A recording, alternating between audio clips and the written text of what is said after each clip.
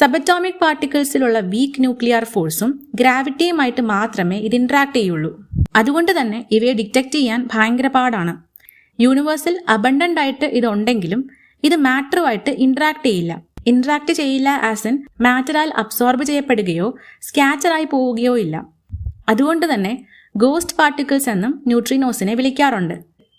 1930-കൾ തൊട്ട് ഇങ്ങനെയൊരു പാർട്ടിക്കിളിനെ പ്രെഡിക്റ്റ് ചെയ്തിട്ടുണ്ടെങ്കിലും 1956-ലാണ് ന്യൂട്രിനോനെ എക്സ്പെരിമെന്റലി ഡിസ്കവർ ചെയ്തത്. സൂര്യനിൽ നടക്കുന്ന nuclear reactions, supernova explosion, cosmic rays തമ്മിലുള്ള ഇന്ററാക്ഷൻ, ഇതിലൊക്കെ ന്യൂട്രിനോസ് രൂപപ്പെടാം. അതുപോലെ ആർട്ടിഫിഷ്യലി പാർട്ടിക്കിൾ ആക്സിലറേറ്റേഴ്സിലും ന്യൂക്ലിയർ റിയാക്ടേഴ്സിലും നിന്നിട്ടും ഇത് രൂപപ്പെടാം.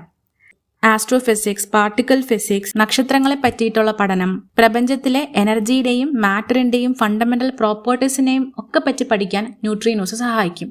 എബവ് ഓൾ, ഡാർക്ക് മാറ്ററിനെ പറ്റി